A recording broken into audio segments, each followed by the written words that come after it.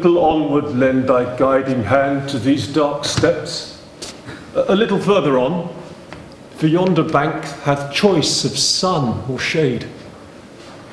There I am wont to sit, when any chance relieves me from my task of servile toil daily in the common prison else enjoined me, where I, a prisoner chained, scarce freely draw the air, imprisoned also, close and damp, unwholesome draught. But here I feel amends, the breath of heaven fresh blowing, pure and sweet with dayspring born. Here leave me to respire. This day, a solemn feast the people hold to Dagon, their sea idol, and forbid laborious works. Unwillingly this rest their superstition yields me. Hence, with leave retiring from the popular noise, I seek this unfrequented place to find some ease. Ease to the body some, none to the mind, from restless thoughts that like a deadly swarm of hornets armed, no sooner found alone, but rush upon me thronging, and present times past. What once I was, and what am now. Oh, wherefore was my birth from heaven foretold? Why was my breeding ordered and prescribed as of a person separate to God, designed for great exploits? If I must die betrayed, captived, and both my eyes put out, made of my enemies the scorn and gaze, to grind in brazen fetters under task with this heaven-gifted strength. Oh, glorious strength put to the labor of a beast, debased lower than bond-slave. Promise was that I should Israel from Philistine yoke deliver. Ask for this great deliverer now, and find him eyeless in Gaza at the mill with slaves, himself in bonds under Philistine yoke. Yet stay, let me not rashly call in doubt divine prediction. What if all foretold had been fulfilled but through mine own default? Whom have I to complain of but myself, who this high gift of strength committed to me? In what part lodged, how easily bereft me? Under the seal of silence could not keep, but weakly to a woman must reveal it, or come with importunity and tears. But peace, I must not quarrel with the will of highest dispensation, which herein haply had ends above my reach to know. Suffices that to me strength is my bane, and proves the source of all my miseries, so many and so huge that each apart would ask a life to wail. But chief of all, O loss of sight, of thee I most complain. Blind among enemies, O worse than chains, dungeon or beggary or decrepit age. Light, the prime work of God, to me is extinct, and all her various objects of delight annulled, which might in part my grief have eased, inferior to the vilest now become. Within doors or without, still as a fool in power of others, never in my own, scarce half I seem to live, dead more than half. Oh, dark, dark, dark, amid the blaze of noon, irrecoverably dark, total eclipse without all hope of day. Oh, first created beam, and thou, great word, let there be light, and light was over all. Why am I thus bereaved thy prime decree? The sun to me is dark and silent as the moon when she deserts the night, hid in her vacant interlunar cave. Why have I thus been exiled as in the land of darkness, yet in light, to live a life half dead, a living death, and buried, but Oh, yet more miserable, myself my sepulchre, a moving grave, buried, yet not exempt by privilege of death and burial from worst of other evils, pains and wrongs, but made hereby obnoxious more to all the miseries of life. Life in captivity among inhuman foes.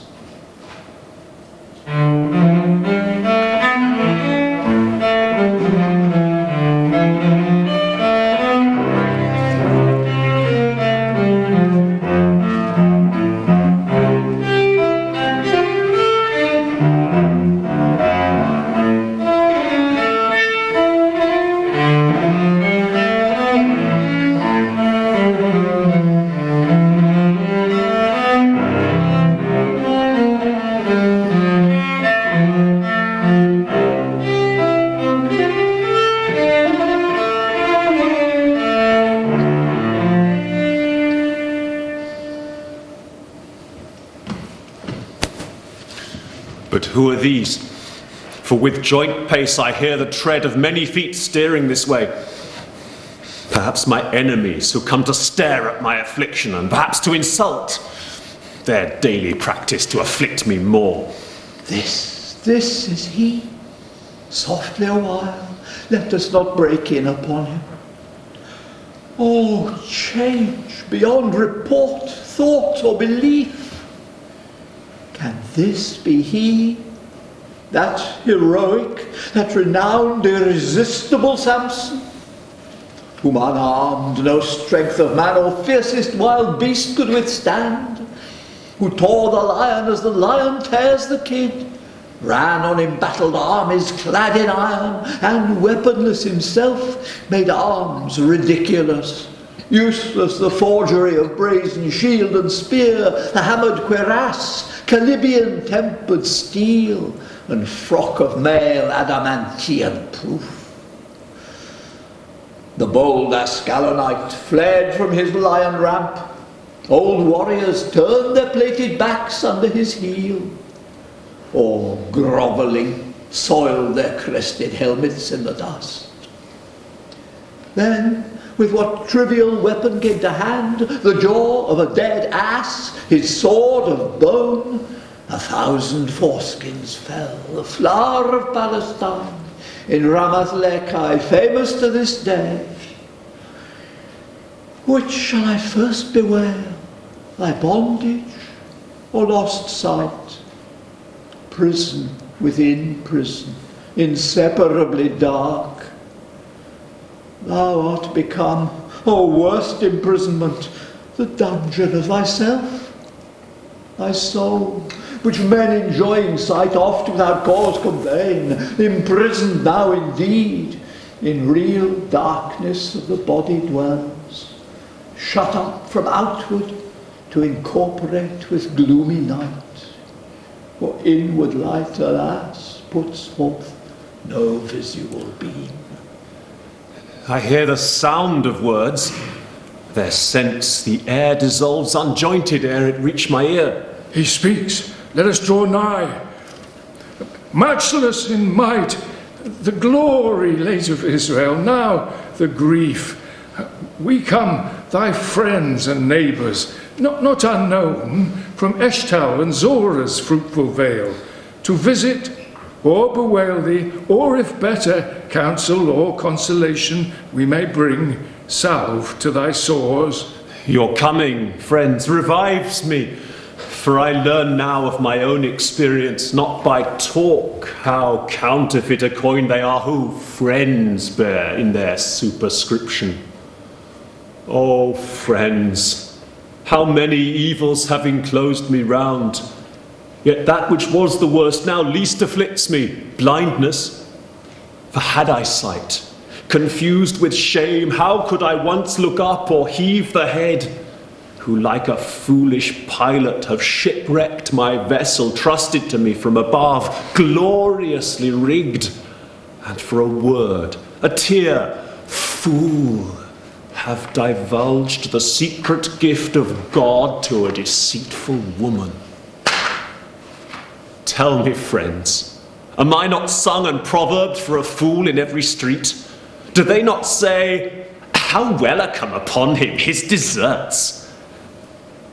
Yet why?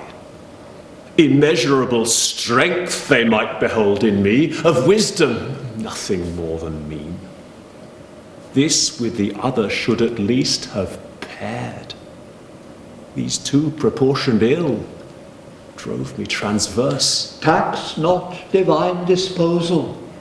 Wisest men have erred, and by bad women been deceived, and shall again pretend they ne'er so wise.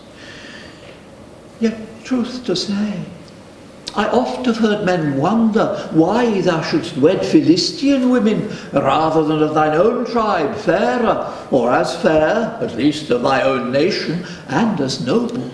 The first I saw at Timnah, and she pleased me, not my parents that I sought to wed the daughter of an infidel. They knew not that what I motioned was of God. I knew from intimate impulse, and therefore urged the marriage on, that by occasion hence I might begin Israel's deliverance, the work to which I was divinely called. She proving false, the next I took to wife. Oh, that I never had. Fond wish, too late, was in the vale of Sorek. Dalilah, that specious monster, my accomplished snare. In seeking just occasion to provoke the Philistine, thy country's enemy, thou never wast remiss, I bear thee witness. Yet Israel still serves with all his sons. That fault I take not on me, but transfer on Israel's governors and heads of tribes, who seeing those great acts which God had done singly by me against their conquerors, acknowledged not and would not seem to count them things worth notice, till at length their lords the Philistines with gathered powers entered Judea seeking me. Meanwhile the men of Judah, to prevent the harass of their land, beset me round.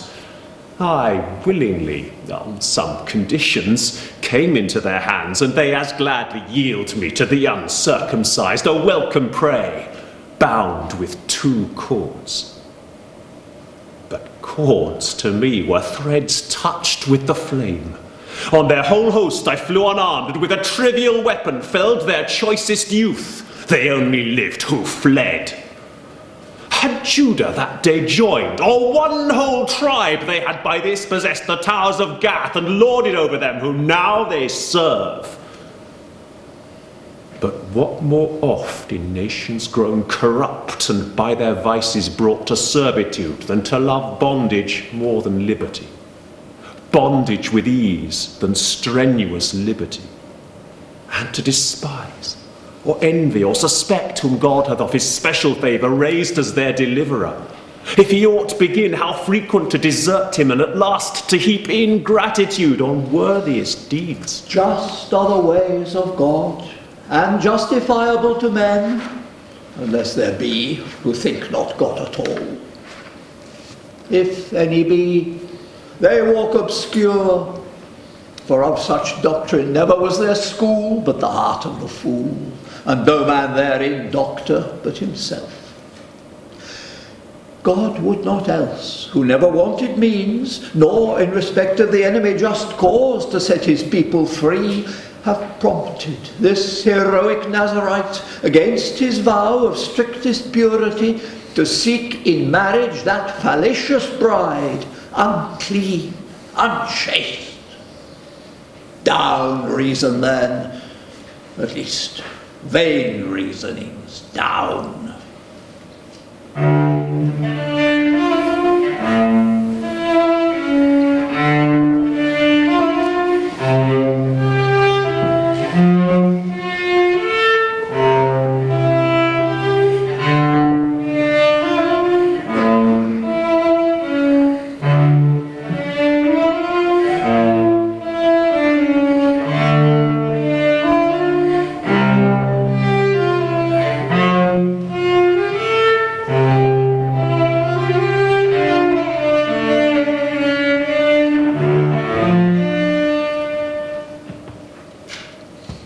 But see, here comes thy reverend sire, with careful steps, locks white as down, old Manoah. Advise forthwith how thou wouldst to receive him. Ay me, another inward grief, awaked with mention of that name, renews the assault. Brethren, and men of Dan, for such ye seem, though in this uncouth place, say, if my son be here, As signal now in low, dejected state, as erst in highest, behold him where he lies. oh, miserable change! Is this the man? That invincible Samson, far renowned, the dread of Israel's foes, who with a strength equivalent to angels walked their streets, none offering fight, who, single combatant, duelled their armies, ranked in proud array, himself an army. Oh, never failing trust in mortal strength. Ah, what thing good prayed for, but often proves our woe, our bane. I prayed for children, and thought barrenness in wedlock a reproach. I gained a son, and such a son as all men hailed me happy. Who would be now a father in my stead? Oh, wherefore did God grant me my request, and as a blessing with such pomp adorned? For this did the angel twice descend? Select and sacred, glorious for a while the miracle of men, then in an hour, ensnared, assaulted, overcome, led bound, thy foes' derision, captive, poor and blind, into a dungeon thrust to work with slaves. Appoint not heavenly disposition, Father. Nothing of all these evils hath befallen me but justly. I myself have brought them on, sole author, sole cause. If aught seem vile, as vile hath been my folly, who have profaned the mystery of God, given me under pledge of vow, and betrayed it to a woman, a Canaanite, my faithless enemy.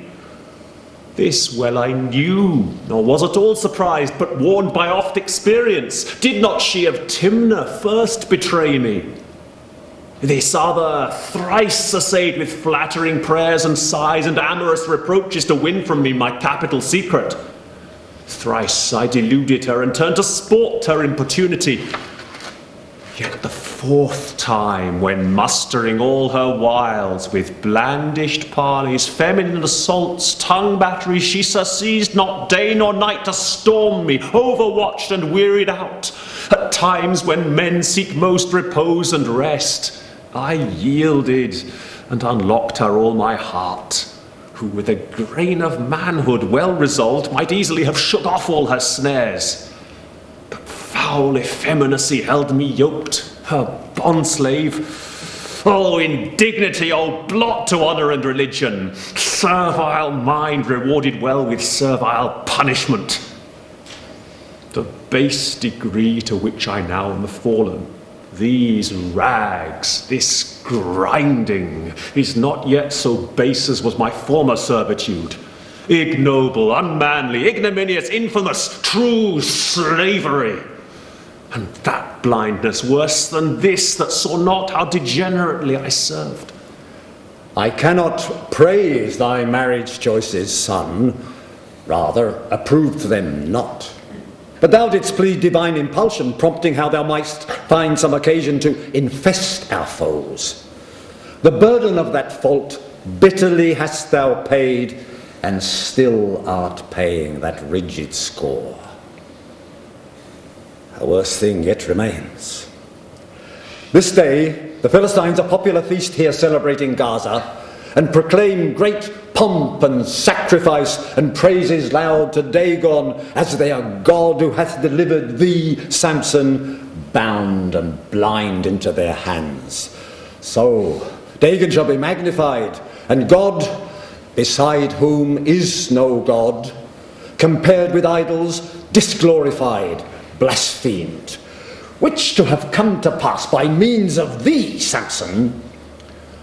Of all thy sufferings, think the heaviest of all reproach the most with shame that ever could have befallen thee and thy father's house. Father, I do acknowledge and confess that I this honour, I this pomp have brought to Dagon, and advanced his praises high among the heathen round.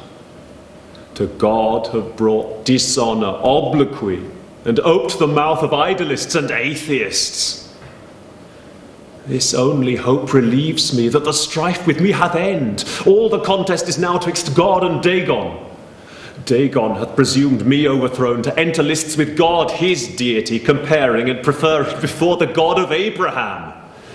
He, be sure, will not connive or linger thus provoked, but will arise and his great name assert.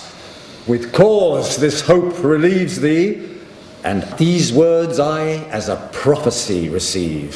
For God, nothing more certain, will not long defer to vindicate the glory of his name against all competition.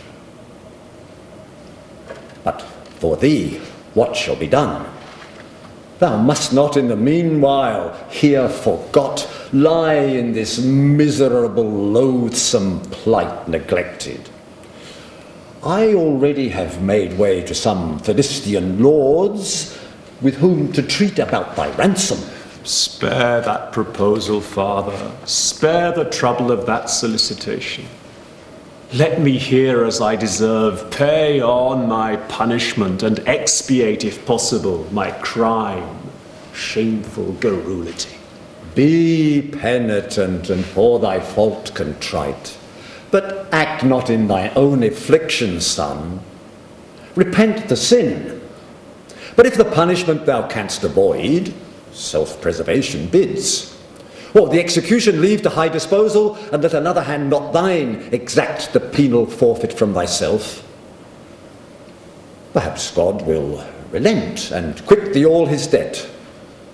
Reject not then the offered means that God hath set before us, to return thee home to thy country and his sacred house, where thou mayst bring thy offerings to avert his further ire, with prayers and vows renewed.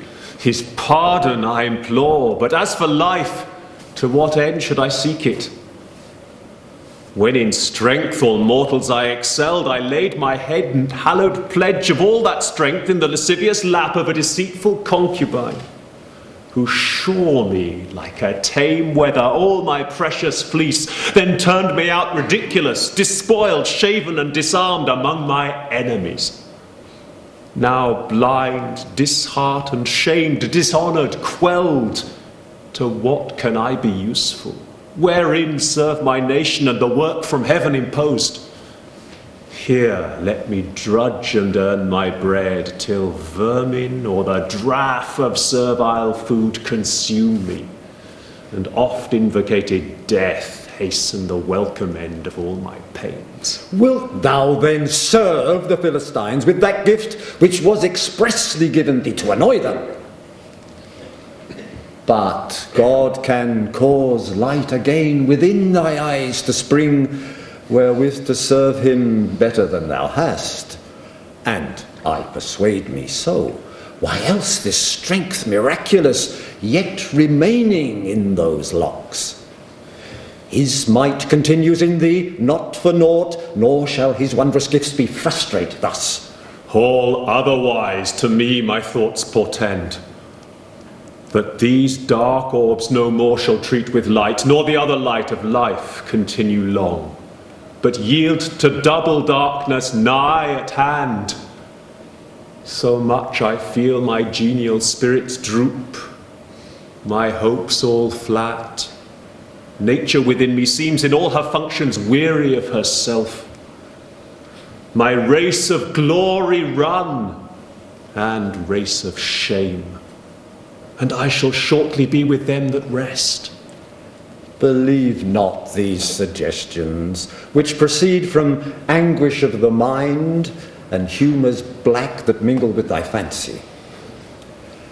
I, however, must not omit a father's timely care to prosecute the means of thy deliverance by ransom or how else. Meanwhile, be calm, and healing words from these thy friends admit.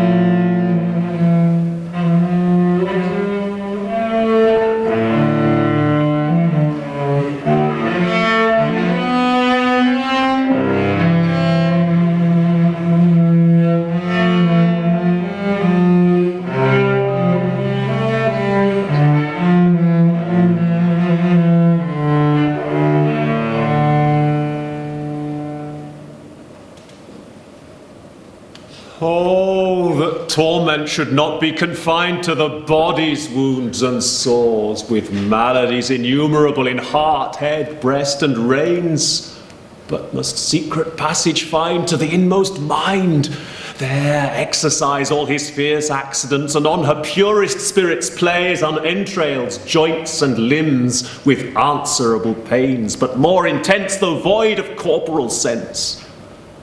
Thoughts, my tormentors, armed with deadly stings, mangle my apprehensive tenderest parts, exasperate, exulcerate, and raise dire inflammation which no cooling herb or medicinal liquor can assuage, nor breath of vernal air from snowy Alp. Sleep hath forsook and given me o'er to death's benumbing opium as my only cure. Thence faintings, swoonings of despair, and sense of heaven's desertion. I was his nursling once, and choice delight, his destined from the womb, promised by heavenly message twice descending. Nor am I in the list of them that hope. Hopeless are all my evils, all remediless. This one prayer yet remains. Might I be heard, no long petition, speedy death, the close of all my miseries, and the bar.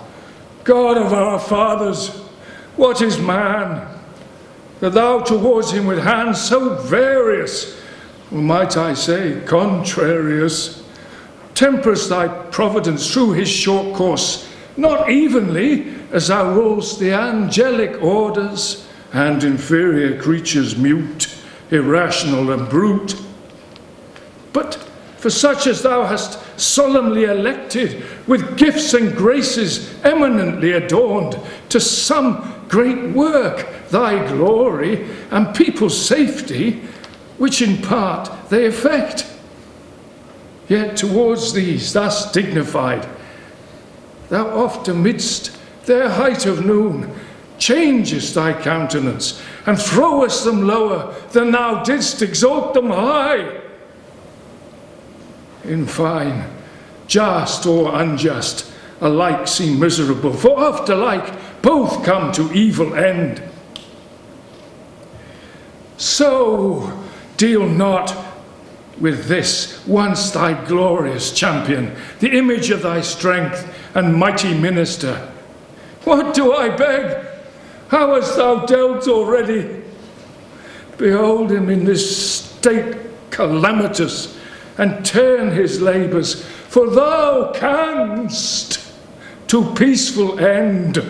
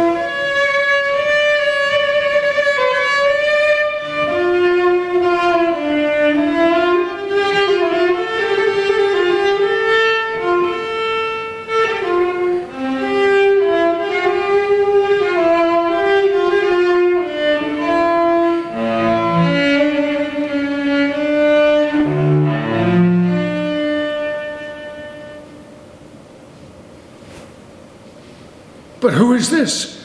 What thing of sea or land? Female of sex, it seems.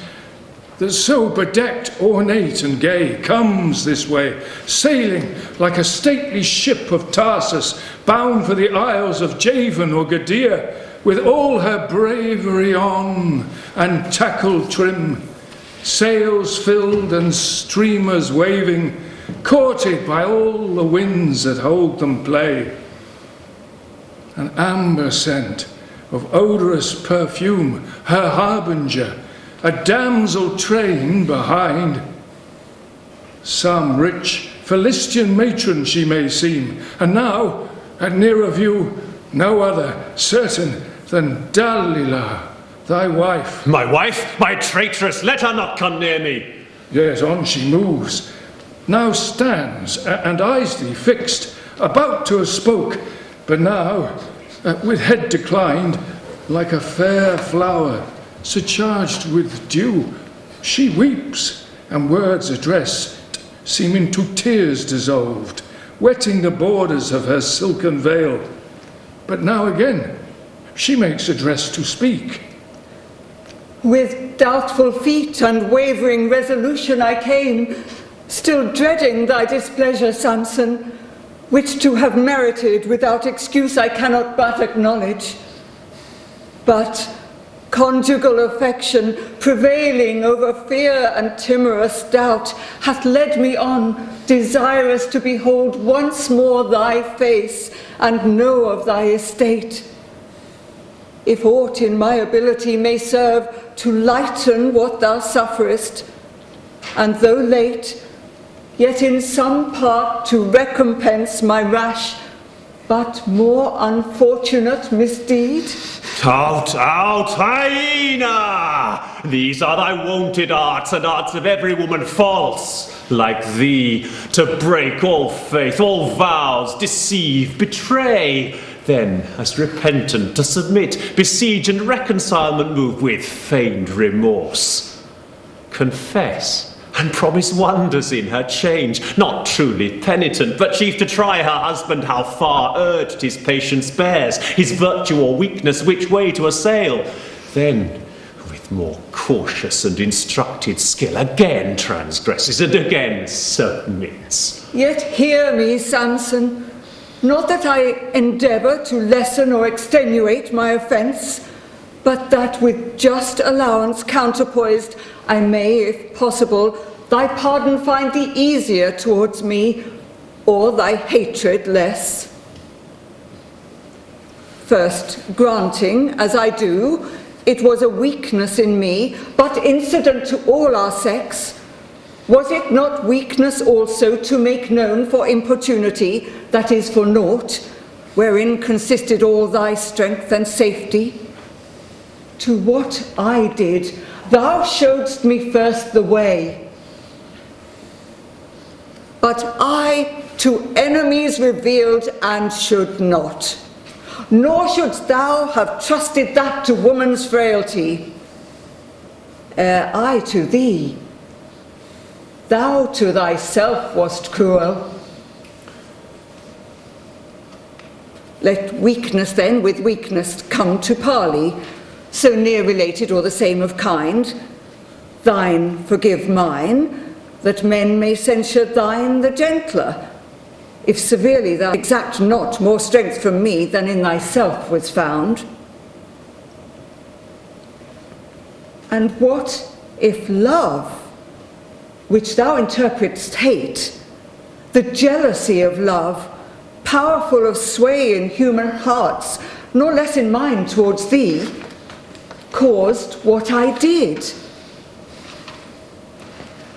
I saw thee mutable of fancy, feared lest one day thou wouldst leave me as her at Timnah, sought by all means therefore how to endear and hold thee to me firmest.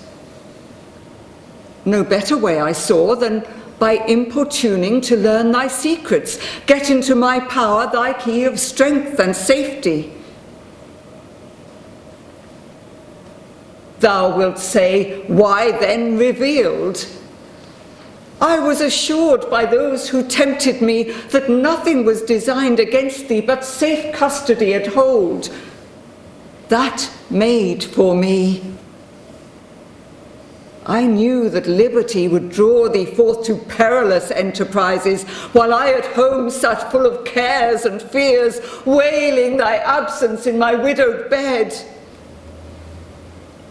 Here I should still enjoy thee day and night, mine and love's prisoner, not the Philistines. Whole to myself, unhazarded abroad, fearless at home of partners in my love. These reasons in love's law have passed for good, though fond and reasonless to some perhaps. And love hath oft, well-meaning, wrought much woe, yet always pity or pardon hath obtained. How cunningly the sorceress displays her own transgressions to upbraid me mine. That malice, not repentance, brought thee hither by this appears. I gave, thou sayest, the example, I led the way. Bitter reproach, but true. I to myself was false ere thou to me. Such pardon, therefore, as I give my folly, take to thy wicked deed, which when thou seest impartial, self-severe, inexorable, thou wilt renounce thy seeking, and much rather confess it feigned. Weakness is thy excuse, and I believe it. Weakness to resist Philistian gold. If weakness may excuse, what murderer, what traitor, parricide, incestuous, sacrilegious, but may plead it? All wickedness is weakness. That plea, therefore, with God or man will gain thee no remission. But love constrained thee? Call it furious rage to satisfy thy lust. Love seeks to have love.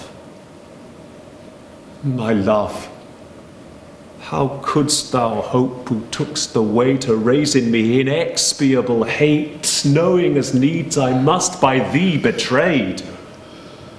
In vain thou strivest to cover shame with shame, or by evasions thy crime uncoverst more.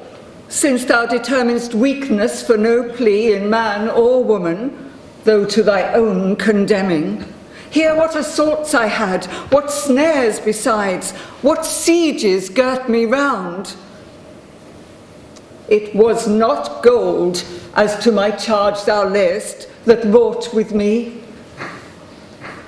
Thou know'st the magistrates and princes of my country came in person, solicited, commanded, threatened, urged, abjured by all the bonds of civil duty and of religion, pressed how just it was, how honourable, how glorious to entrap a common enemy who had destroyed such numbers of our nation. And the priest was not behind, but ever at my ear, preaching how meritorious with the gods it would be to ensnare an irreligious dishonourer of Dagon. What had I to oppose against such powerful arguments? Only my love of thee held long debate, and combated in silence all these reasons with hard contest. At length, that grounded maxim, so rife and celebrated in the mouths of wisest men, that to the public good private respects must yield, with grave authority took full possession of me and prevailed. Virtue, as I thought, truth, duty so enjoining. I thought where all thy circling wiles would end, in feigned religion, smooth hypocrisy. But had thy love, still odiously pretended, been as it ought sincere, it would have taught thee far other reasonings, brought forth other deeds. I before all the daughters of my tribe and of my nation chose thee from among my enemies, loved thee as too well thou knewest, too well, unbosomed all my secrets to thee, not out of levity, but overpowered by thy request, who could deny thee nothing, yet now am judged an enemy. Why then didst thou at first receive me for thy husband? Then, as since then, thy country's foe professed. But zeal moved thee? To please thy gods thou didst it? Gods unable to acquit themselves and prosecute their foes but by ungodly deeds, the contradiction of their own deity, gods cannot be. Less therefore to be pleased, obeyed, or feared. In argument with men, a woman ever goes by the worse, whatever be her cause. For want of words, no doubt, or lack of breath, witness when I was worried with thy peals. I was a fool, too rash, and quite mistaken in what I thought would have succeeded best. Let me obtain forgiveness of thee, Samson. Afford me place to show what recompense towards thee I intend for what I have misdone, misguided. Only what remains past cure, bear not too sensibly, nor still insist to afflict thyself in vain. Though sight be lost, life yet hath many solaces, enjoyed where other senses want not their delights, at home, in leisure and domestic ease, exempt from many a care and chance to which eyesight exposes daily men abroad. I to the Lords will intercede, not doubting their favourable ear, that I may fetch thee from forth this loathsome prison house to abide with me, where my redoubled love and care, with nursing diligence, to me glad office, may ever tend about thee to old age, with all things grateful, cheered, and so supplied, that what by me thou hast lost, thou least will miss. No, no, of my condition take no care, it fits not. Thou and I long since are twain. Nor think me so unwary or accursed to bring my feet again into the snare where once I have been caught. I know thy trains, though dearly, to my cost, thy gins and toils, thy fair enchanted cup and warbling charms no more on me have power, their force is nulled. So much of adder's wisdom I have learned to fence my ear against thy sorceries. If in my flower of youth and strength, when all men loved, honoured, feared me, thou alone could hate me, thy husband, slight me, sell me and forego me, how wouldst thou use me now, blind and thereby deceivable, in most things as a child helpless, thence easily condemned and scorned and last neglected? How wouldst thou insult when I must live uxorious to thy will in perfect thraldom? How again betray me, bearing my words and doings to the Lords to gloss upon and censuring, frown or smile? This jail I count the house of liberty to thine, whose doors my feet shall never enter. Let me approach at least and touch thy hand. Not for thy life, lest fierce remembrance wake my sudden rage to tear thee joint by joint. At distance, I forgive thee. Go with that. Bewail thy falsehood and the pious works it hath brought forth to make thee memorable among illustrious women, faithful wives. Cherish thy hastened widowhood with the gold of matrimonial treason. So, farewell. I see thou art implacable, more deaf to prayers than winds and seas. Yet winds to seas are reconciled at length, and sea to shore. Thy anger unappeasable still rages, eternal tempest never to be calmed. Why do I humble thus myself, and suing for peace, reap nothing but repulse and hate, bid go with evil omen, and the brand of infamy upon my name denounced? but in my country, where I most desire, in Ekron, Gaza, Asdod, and in Gath. I shall be named among the famousest of women, sung at solemn festivals, living and dead recorded, who, to save her country from a fierce destroyer, chose above the faith of wedlock bands. My tomb with odours visited and annual flowers, not less renowned than in Mount Ephraim, Jael, who with inhospitable guile smote Sisera, sleeping through the temples nailed. Nor shall I count it heinous to enjoy the public marks of honour and reward conferred upon me for the piety which to my country I was judged to have shown. At this, whoever envies or repines, I leave him to his lot, and like my own. She's gone, a manifest serpent by her sting, discovered in the end, till now concealed. So let her go.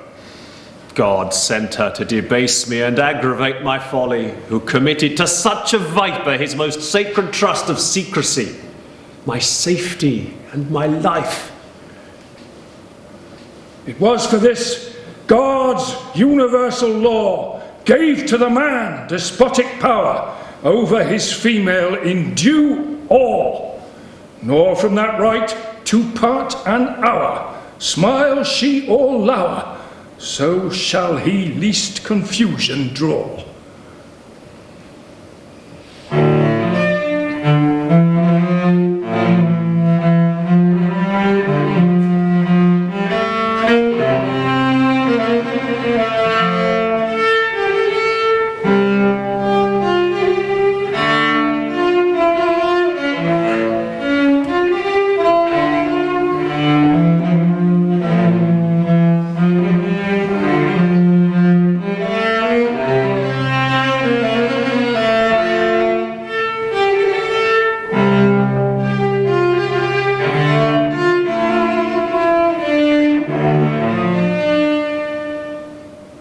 But this another kind of tempest brings. Be less abstruse, my riddling days are past. Look now for no enchanting voice, nor fear the bait of honeyed words. A rougher tongue draws hitherward.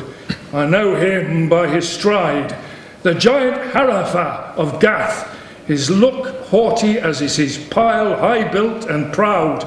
Comes he in peace? Nor peace or not, alike to me he comes. His fraught we soon shall know. He now arrives. I come not, Samson, to condole thy chance, as these perhaps, yet wish it had not been, though for no friendly intent. I am of Gath, men call me Harapha, of stock renowned as Og or Anak, and the Emims old that Kiriathaim held. Thou knowst me now, if thou at all art known. Much I have heard of thy prodigious might, and feats performed incredible to me. In this displeased that I was never present on the place of those encounters, where we might have tried each other's force in camp or listed field, and now am come to see of whom such noise hath walked about, and each limb to survey, if thy appearance answer loud report. The way to know were not to see, but taste. Dost thou already single me? I thought gyves and the mill had tamed thee.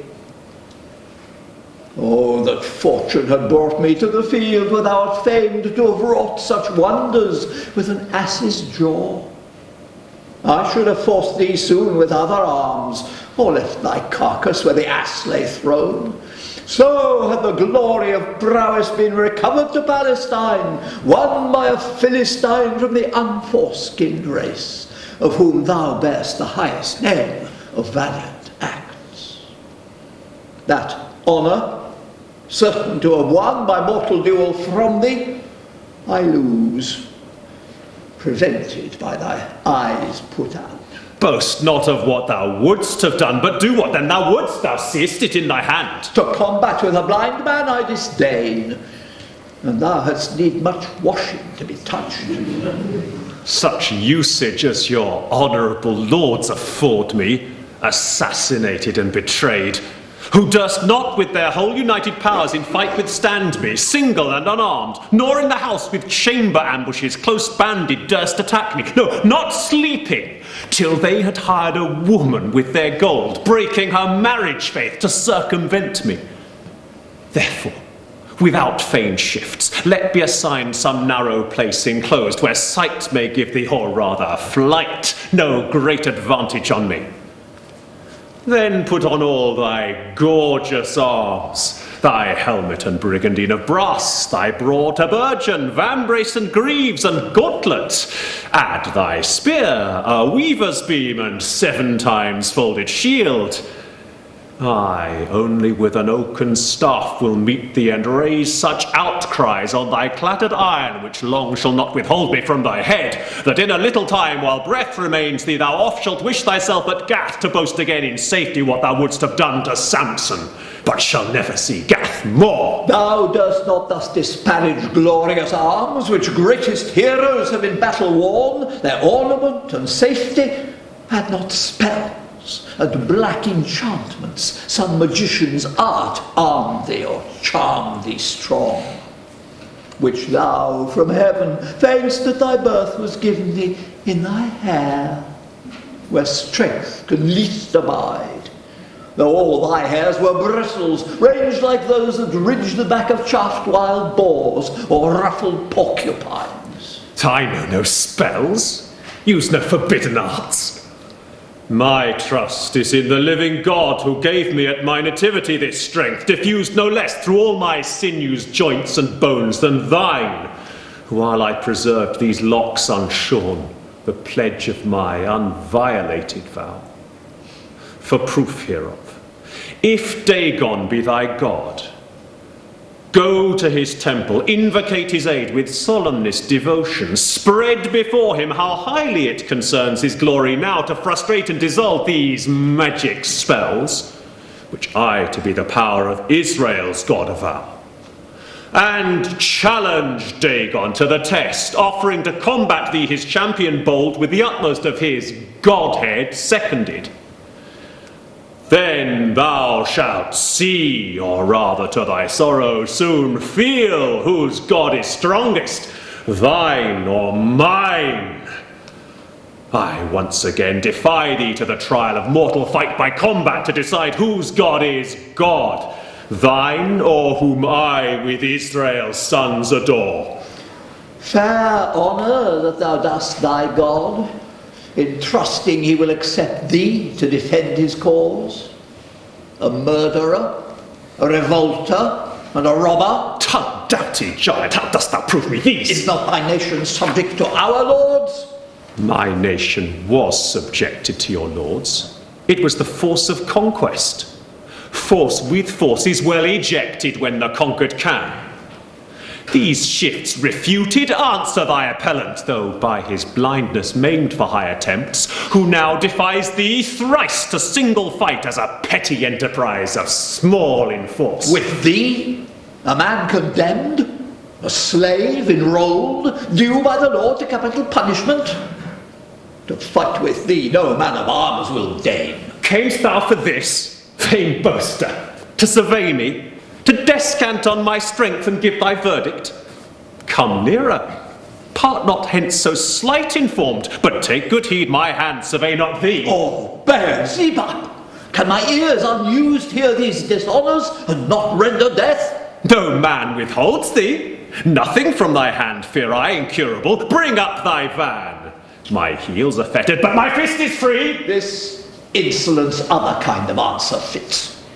Go, baffled coward, lest I run upon thee, though in these chains, bulk without spirit vast, and with one buffet lay thy structure low, or swing thee in the air, then dash thee down to the hazard of thy brains and shattered sides. By Ashtaroth, ere long thou shalt lament these braveries in irons laden on thee.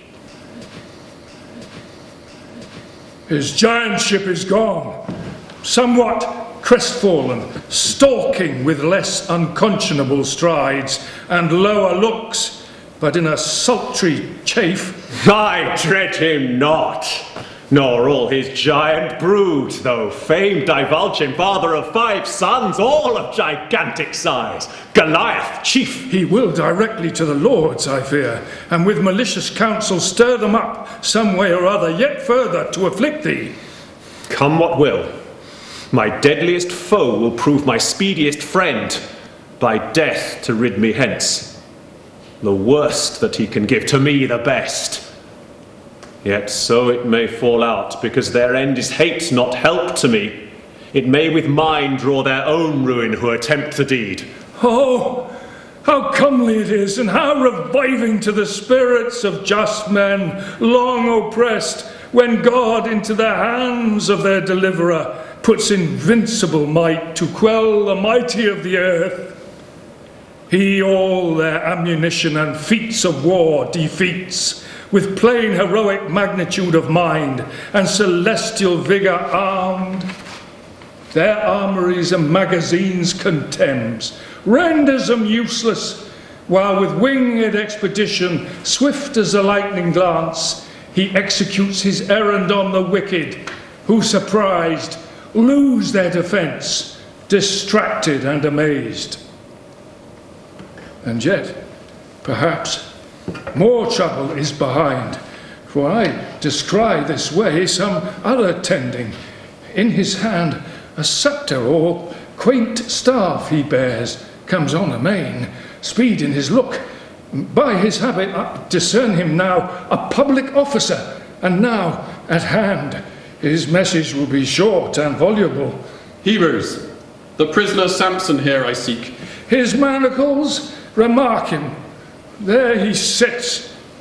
Samson, to thee our lords thus bid me say, this day to Dagon is a solemn feast, with sacrifices, triumph, pomp, and games. Thy strength they know surpassing human rate, and now some public proof thereof require to honour this great feast and great assembly. Rise therefore with all speed and come along, while I will see thee heartened and fresh clad to appear as fit before the illustrious lords. Thou know'st I am an Hebrew. Therefore tell them our law forbids at their religious rites my presence. For that cause I cannot come. This answer, be assured, will not content them.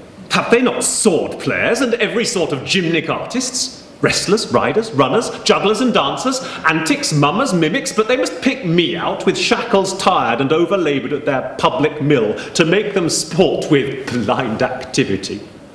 Return the way thou camest, I will not come. My message was imposed on me with speed, brooks no delay. Is this thy resolution? So take it with what speed thy message needs. I am sorry what this stoutness will produce. Perhaps thou shalt have cause to sorrow indeed. Consider, Samson, matters now are strained up to the height, whether to hold or break.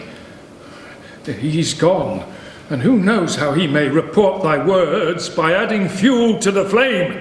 Expect another message, more imperious, more lordly thundering than thou well wilt spare. Shall I abuse this consecrated gift of strength, again returning with my hair after my great transgression?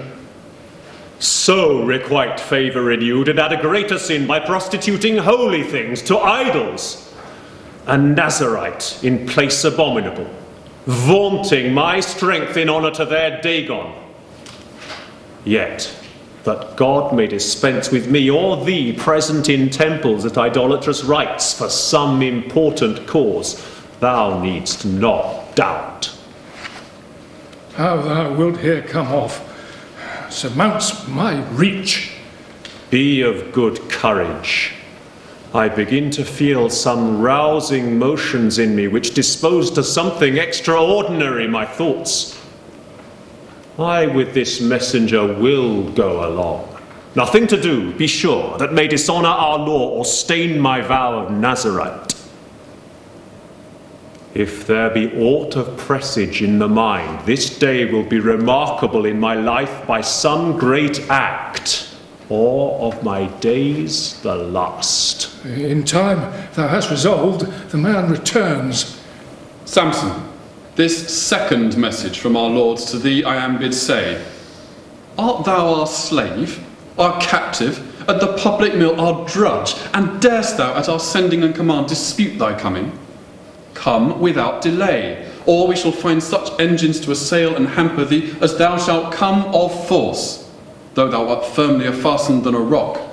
I could be well content to try their art, which to no few of them would prove pernicious, yet, knowing their advantages too many, because they shall not trail me through their streets like a wild beast, I am content to go.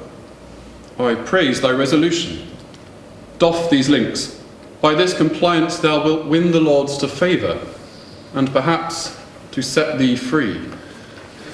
Brethren, farewell. Your company along I will not wish, lest it perhaps offend them to see me girt with friends. And how the sight of me as of a common enemy, so dreaded once, may now exasperate them, I know not. Happen what may, of me expect to hear nothing dishonourable, impure, unworthy our God, our law, my nation, or myself. The last of me, or no, I cannot warrant. Go, and the Holy One of Israel be thy guide to what may serve his glory best. But wherefore comes old Manoah in such haste, with youthful steps, much livelier than erewhile he seems, supposing here to find his son, or of him bringing to us some glad news?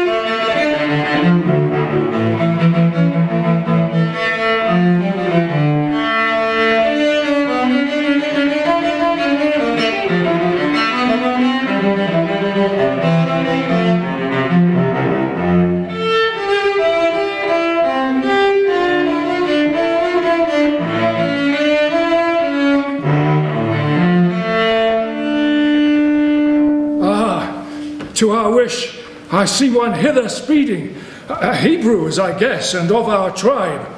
Oh, whither shall I run, or which way fly, the sight of this so horrid spectacle, which erst my eyes beheld, and yet behold? Tell us the sum, the circumstance defer. Gaza yet stands, but all her sons are fallen, all in a moment, overwhelmed and fallen.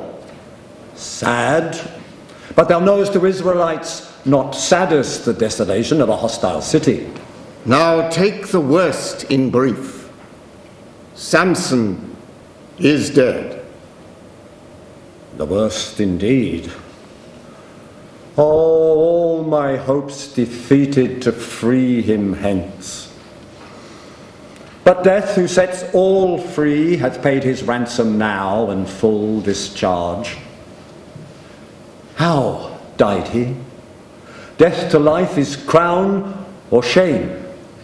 All by him fell, thou sayest. By whom fell he? What glorious hand gave Samson his death's wound? Unwounded of his enemies, he fell. Wearied with slaughter then, or how? Explain. By his own hands. Self-violence. What cause brought him so soon at variance with himself among his foes? Inevitable cause at once both to destroy and be destroyed. The edifice where all were met to see him upon their heads and on his own he pulled. Oh, lastly, overstrong against thyself, a dreadful way thou took'st to thy revenge. More than enough we know, but while things are in confusion, yet give us, if thou canst, eye-witness of what first or last was done, relation more particular and distinct. Occasions drew me early to this city, and as the gates I entered with sunrise, the morning trumpets festival proclaimed through each high street. Little I had dispatched, when all abroad was rumoured that this day Samson should be brought forth to show the people proof of his mighty strength in feats and games. I sorrowed at his captive state, but minded not to be absent from that spectacle.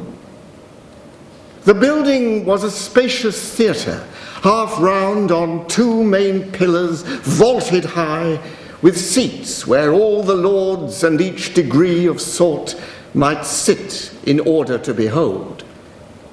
The other side was open, where the throng on banks and scaffolds under sky might stand. I among these, aloof, obscurely stood. The feast and noon grew high, and sacrifice had filled their hearts with mirth, high cheer and wine, when to their sports they turned. Immediately was Samson as a public servant brought, in their state livery clad. Before him pipes and timbrels, on each side went armed guards, both horse and foot before him, and behind archers and slingers, cataphracts and spears. At sight of him, the people with a shout rifted the air, clamouring their God with praise, who had made their dreadful enemy their thrall. He, patient but undaunted, where they led him, came to the place, and what was set before him, which without help of eye might be essayed, to heave, pull, draw, or break, he still performed, all with incredible, stupendous force, none daring to appear antagonist. At length, for intermission's sake, they led him between the pillars. He his guide requested, for so from such as near us stood we heard, as overtired, to let him lean a while with both his arms on those two massive pillars that to the arched roof gave main support. He, unsuspicious, led him, which when Samson felt in his arms, with head a while inclined and eyes fast fixed, he stood as one who prayed, or some great matter in his mind revolved. At last, with head erect, thus cried aloud, "Hitherto, lords, what your commands imposed I have performed, as reason was, obeying, not without wonder or delight beheld. Now of my own accord, such other trial I mean to show you of my strength, yet greater, as with amaze shall strike all who behold. This uttered, straining all his nerves, he bowed, as with the force of winds and waters pent when mountains tremble, those two massive pillars with horrible convulsion to and fro he tugged, he shook, till down they came and drew the whole roof after them with burst of thunder upon the heads of all who sat beneath.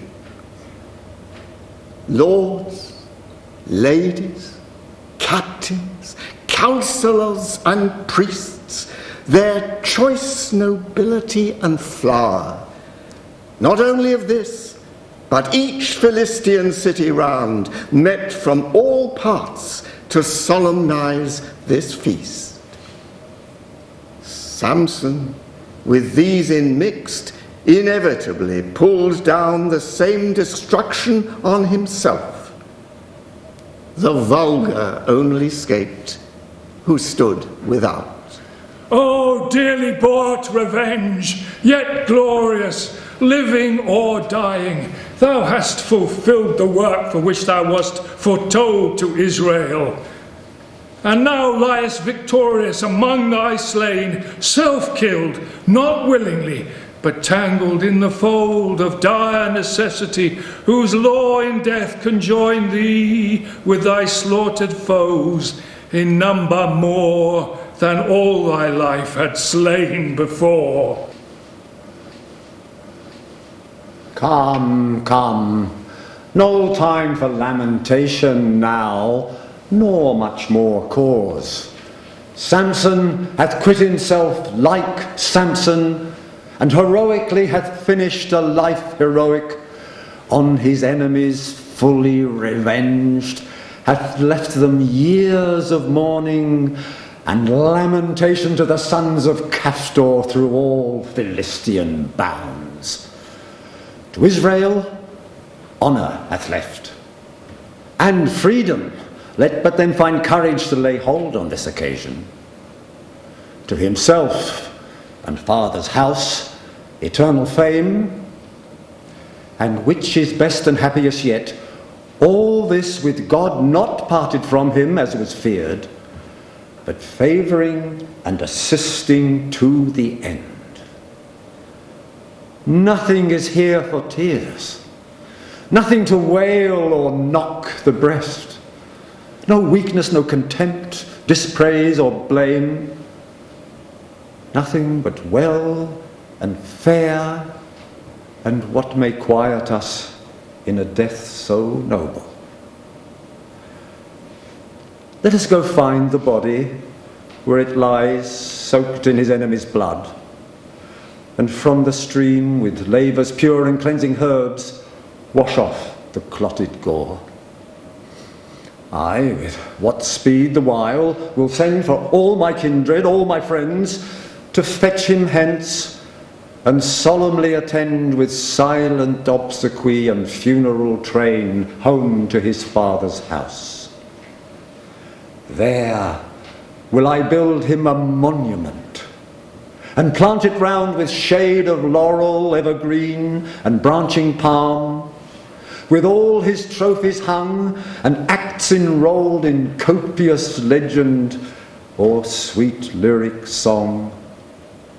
Thither shall all the valiant youth resort, and from his memory inflame their breasts to matchless valour and adventures high. All is best, though we oft doubt what the unsearchable dispose of highest wisdom brings about. God now, with new acquist of true experience from this great event, his servants hath dismissed with peace and consolation and calm of mind, all passion spent.